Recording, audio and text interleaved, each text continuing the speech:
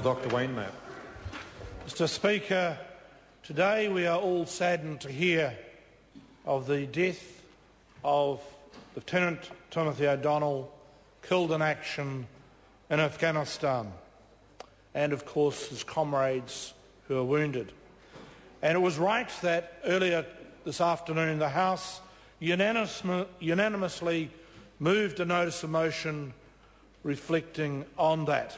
Mr. Speaker, the reason why I've taken this call is because the national members will be looking at this role of New Zealand and the provincial reconstruction team, why we are there, what we intend to achieve, and how it serves our own security. Mr. Speaker, this House, across the political spectrum in fact, has supported the provincial reconstruction team since it was first deployed in 2003. Their mission is quite clear. It's to help rebuild the province of Bamiyan, the people within that province, so they can be free from the extremism that clouded their future through to 2001.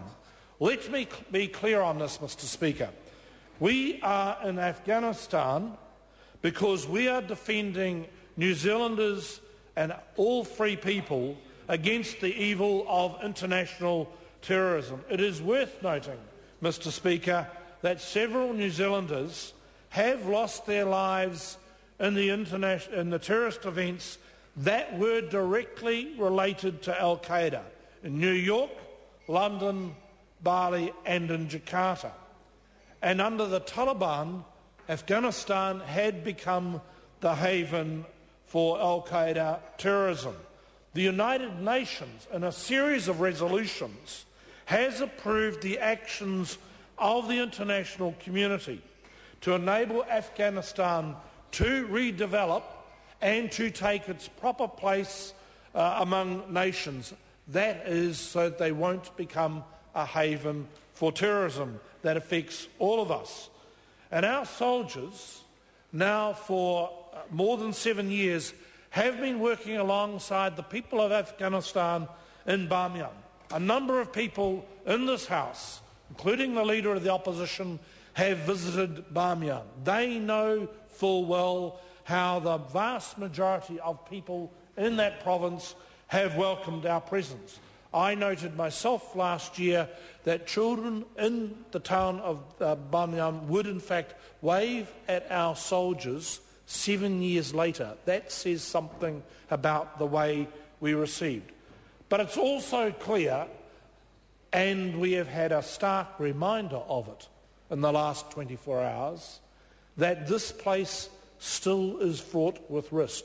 Even in Bamiyan province, not all places are safe and secure. The northeast part, which is riven by ethnicity and ethnic division, has proven to be problematic. We go there, of course, because we want those people to be part of the wider civil society within the province. That has been difficult, and that has been proven on a number of occasions. Mr. Speaker, I want to briefly mention the role of the Defence Force and more particularly the character of our men and women in uniform. Their professionalism and their work with the local people has brought them real credit to themselves and indeed to our nation. They follow in a proud and long tradition forged over a period of time.